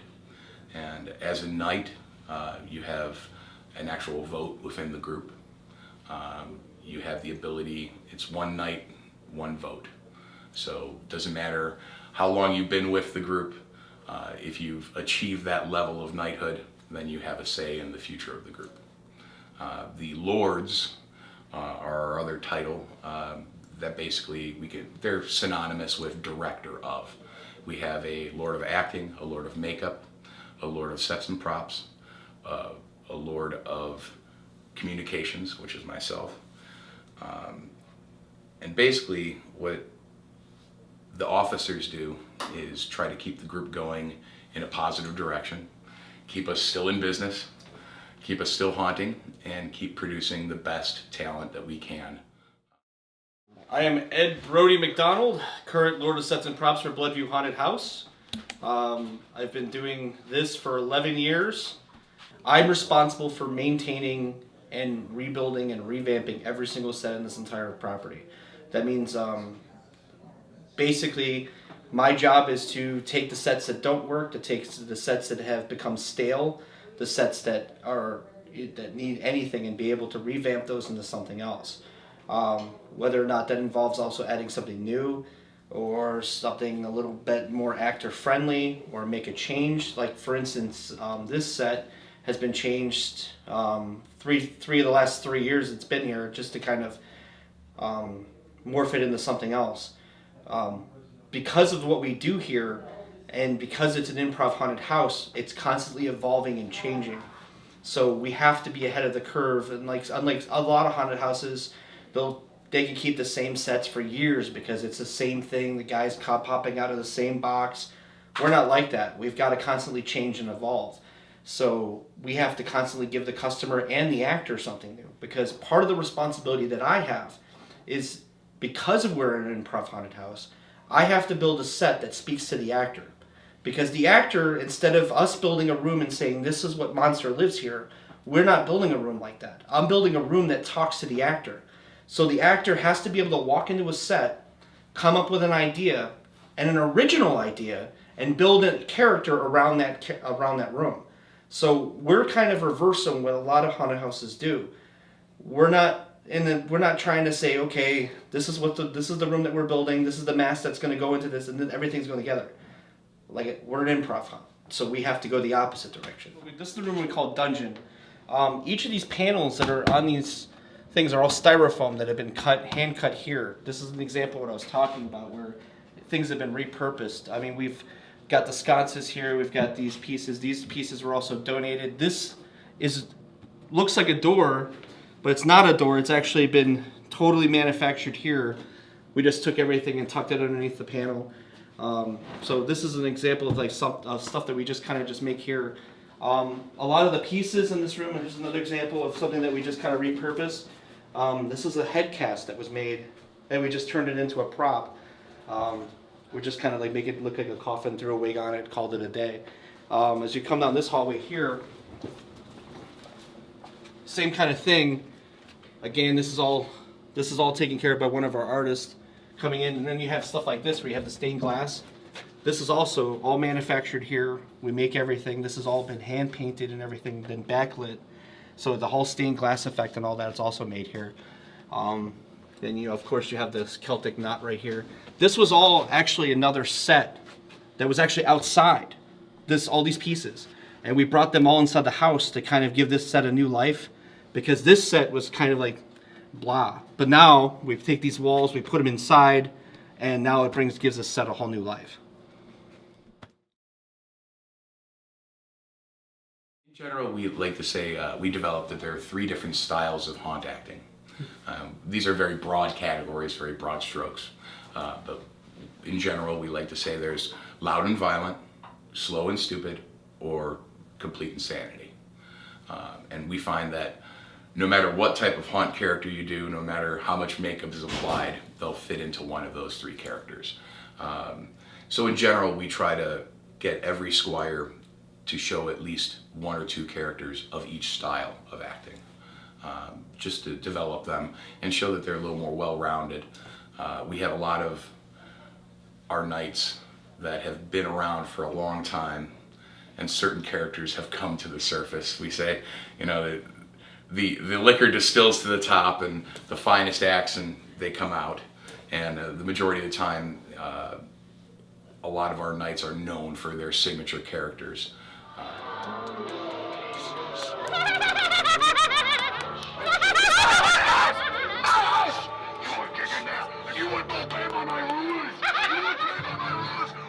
Sure.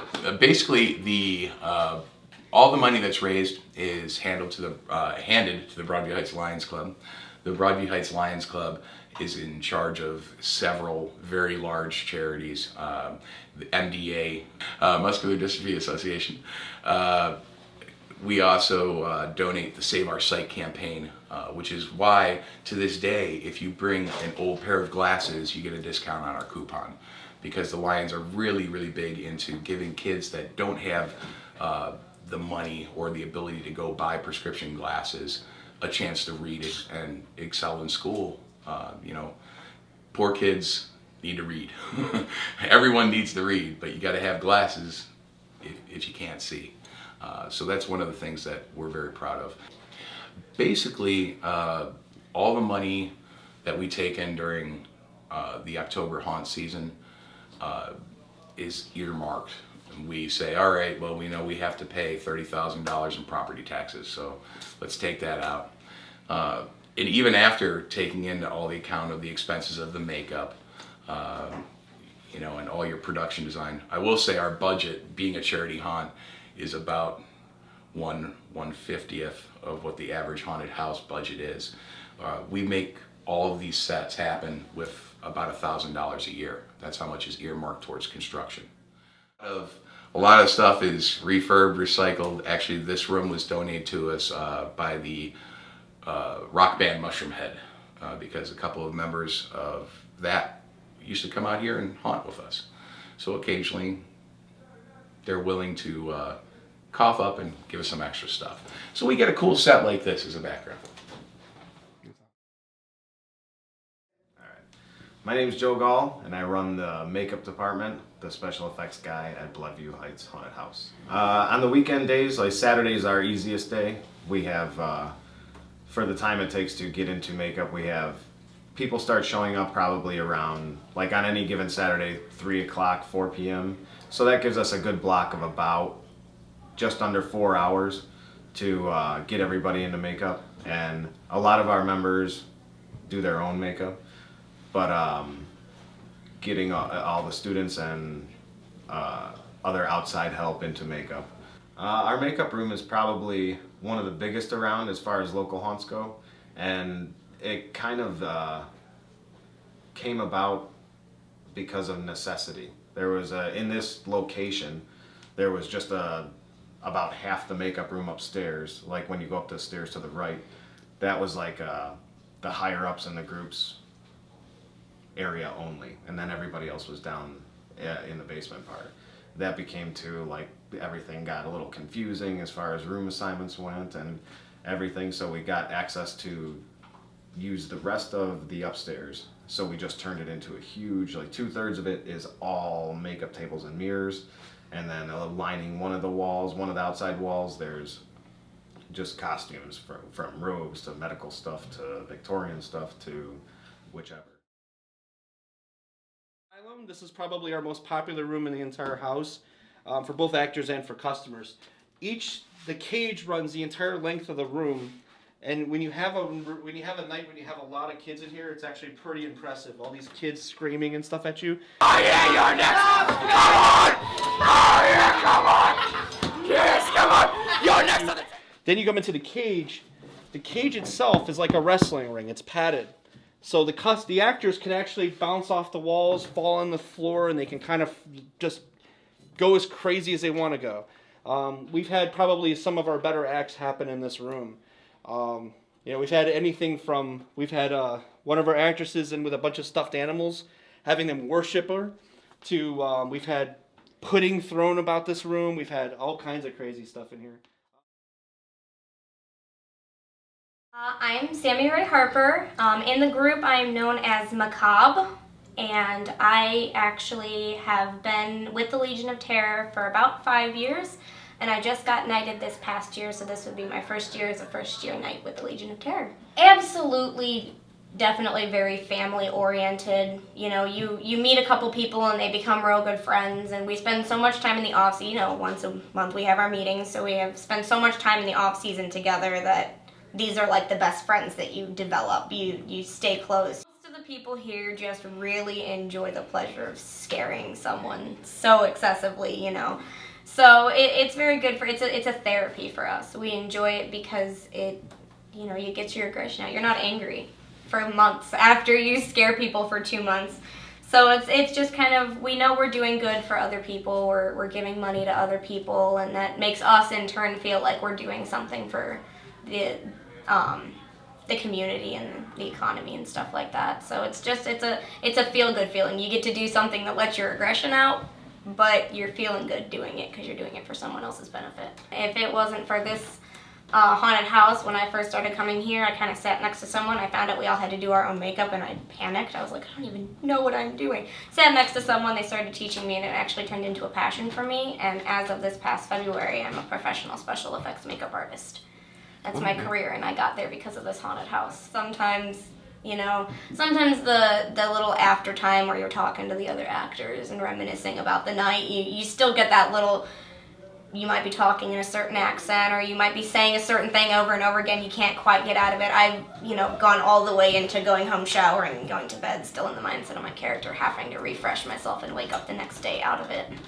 It happens. It definitely happens. I've seen quite a few people, they'll allow you to come up to them, they'll allow you to approach you, they'll allow you to scare them, but they'll notice a small detail on the wall, and you know that they're also looking at what's going on around them, and those are really the customers that I appreciate the most, that will still allow you to scare them. They'll admit to you if you scare them, oh my God, you got me, good for you, you're the only person that has been able to get me so far, or something like that. But then you hear them talk about, oh my God, that set back there was beautiful, did you see it? And that makes those of us that are the ones building the sets feel good, that people are appreciating the work that we do outside of the haunt, that isn't just, based on the fact that we scared them. Nice. We're just gonna take it all off. No. Get Esmeralda will shave you. My official title here is I am the Count Uther Toth, master of all that is sick and perverse, keeper of the unholy fire, and I am 7-time Lord of Makeup and Costume for the Legion. The Master of the Unholy Fire is that I am a member of the Order of Prometheus, which does the fire show that most people see throughout the season. It means we eat, breathe, and dance with, spin with, spit, whatever you want to call it, with a lot of flame. The way we protect our skin is that we use petroleum jelly, so we don't wind up with chemical burns, but there's really nothing really safety you can do except for have a spotter on site, fire extinguishers, a pail of water, and hope you don't set things on fire. And unfortunately, I have. There's really not much you can do. Something can go wrong. We've had accidents where fuel's gotten spilled over and it's went up in flames, or like I said, more than once, I have set myself on fire. I really don't have a signature character. After 23 years of haunting, I can go the whole entire season and not repeat once. I am primarily here known for doing horror drag. Pretty much, I'm like the mother of the drag here. And when it comes down to it, it's not to be fake, it's not to be a girl, it's to be a monster. My female characters that I do are not victims, they're monsters. A female character tends to think about what they're going to do and how they're going to destroy you. They don't act, men act on emotion and out of anger and out of aggression. Females think about what they're going to do first. That's the trick, thinking about what you're going to do first. And that's what makes them real. I've passed as being the most ugliest woman that people have ever seen, ever in their entire life. And they would believe I was a woman. So this is our deli set. Now, one thing that we have that I'm sure every other haunt has to kind of compete with is the fire department. Whoa! That's part of my job, is having to do things that involve the fire department to make sure that our sets are code. So ideally we want to hang a bunch of stuff like this, where you have the intestine and stuff, but we can't hang it from the ceiling because the fire department doesn't want us to do that. And we have to comply with those rules. Now, everybody knows that those rules, probably a little different for everybody else.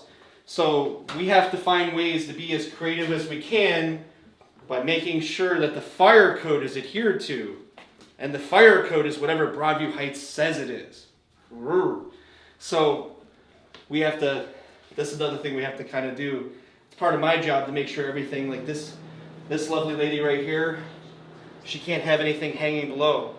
Because if any of these things go like this and they can be lit on, the fire department can come in, pull that, and they can light this on fire, and I gotta take this whole prop out.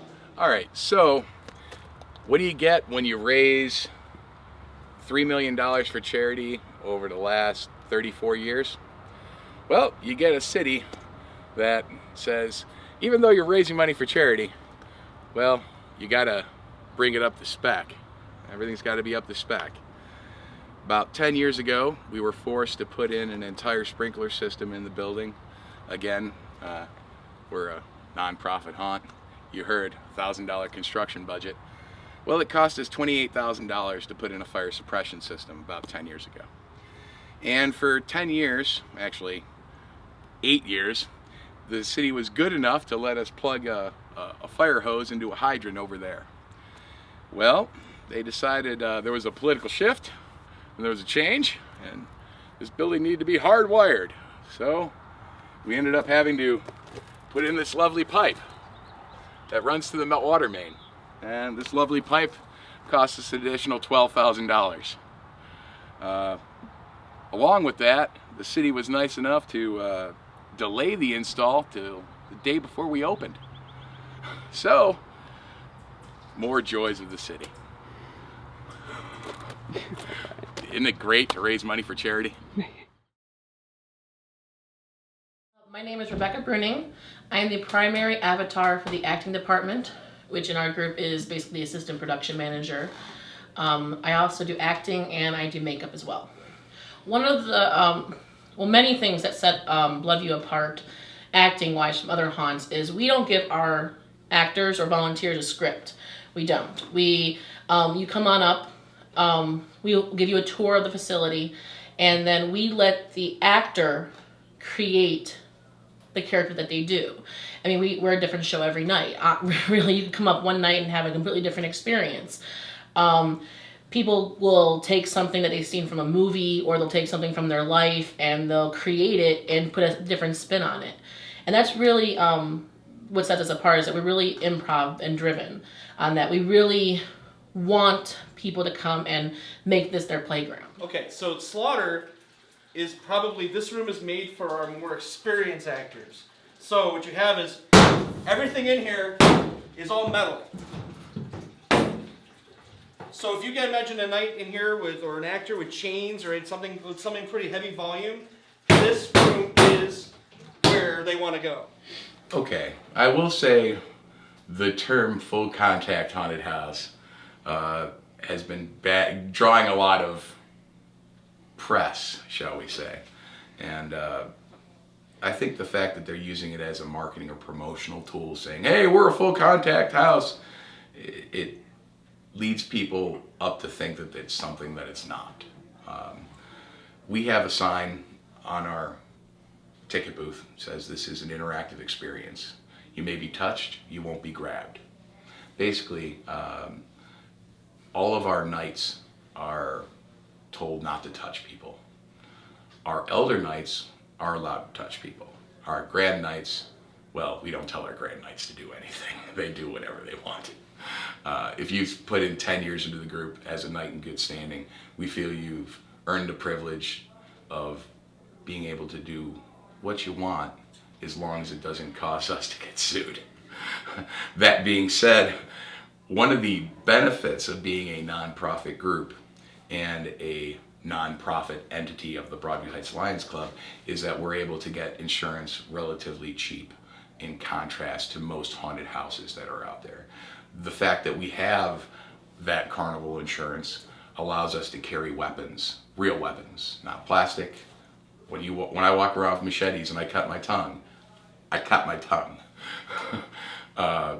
All of us have real weapons, and the key thing is that they're trained in how to handle those weapons. We do 360 seminars on 360 awareness, knowing that, hey, there might not be a customer in front of you, but when you swing that hatchet back, you better not brain the guy behind you. Especially dealing with the close quarters inside the haunt and inside of our paddock area. But I think honestly, that whole full contact, you come to Bloodview, you're gonna get messed with. Oh my God, I can't believe they grabbed my girlfriend and they grabbed her by her sock and I don't know what's going on. That kind of builds up the esteem of it. But at the same time, we have never marketed ourselves as, we're the full contact haunted house. Because at the end of the day, that's pretty much asking, please sue us. And we're smarter than that. We've been around for 30 years. We don't plan on leaving anytime soon. The industry seems to rely entirely too much on flashy animatronics. I think one of the things that separates the Legion and Bloodview from the other haunts out there is improvisational acting. We're the inventors of the genre. We invented improv horror. It's our home. This is where we do it. And I think my one bit of advice would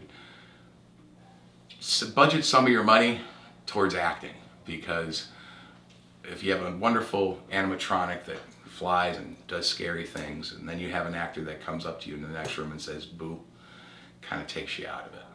So my one bit of advice was, if you're going to start a haunt, understand that you have to be scary first.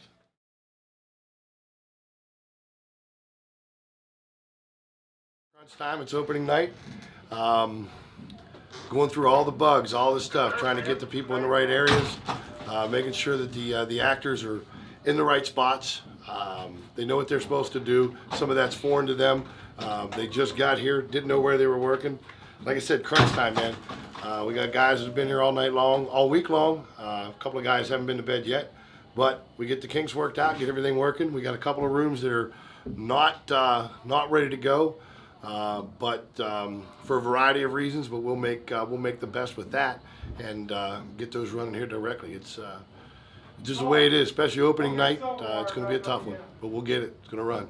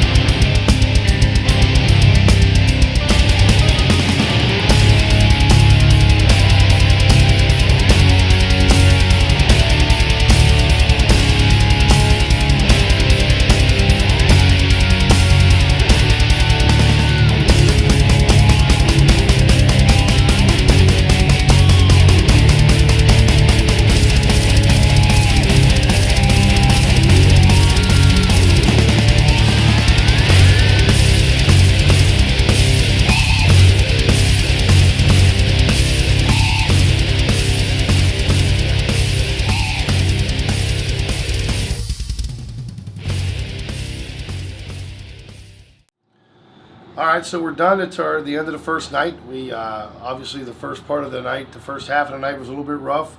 But what we're doing is we're putting that product out there that we think is going to work, that we think is going to be badass, and it's a matter of there's only one way to do that. We could put it out there with our own people and tour our own people around, but you're not going to get the full effect. We need to do that with the repetitive tours one after another and deal with those problems. So it's more than just whether or not the room's going to work or the theme that we put in there is going to work.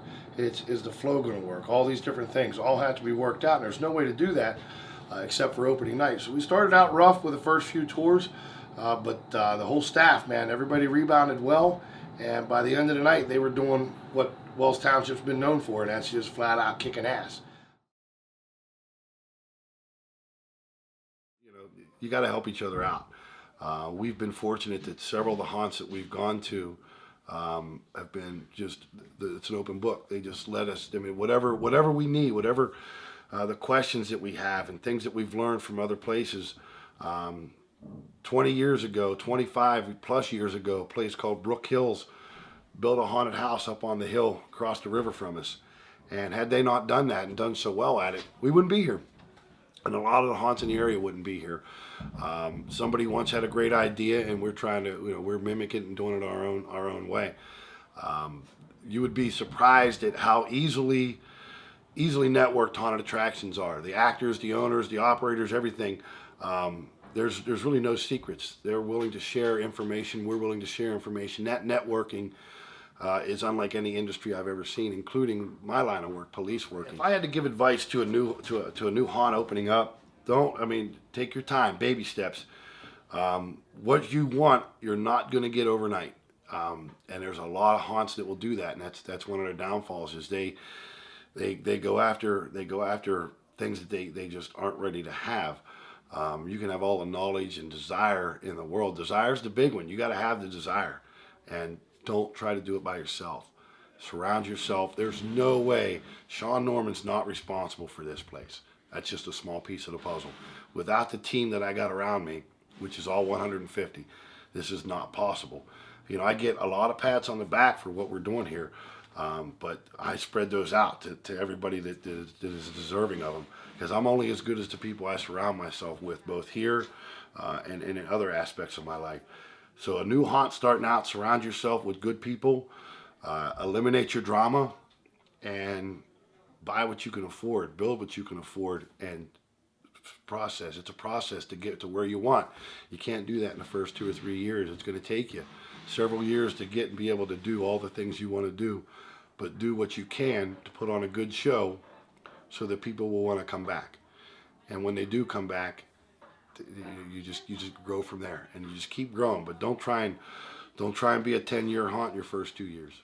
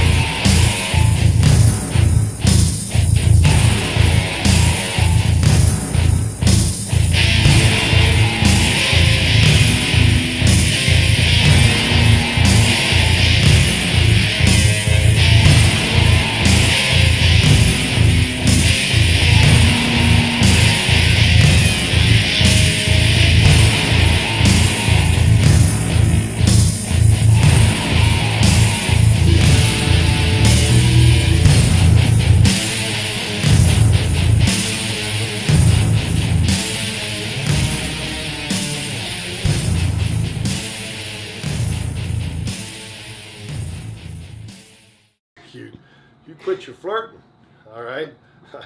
That's enough. I like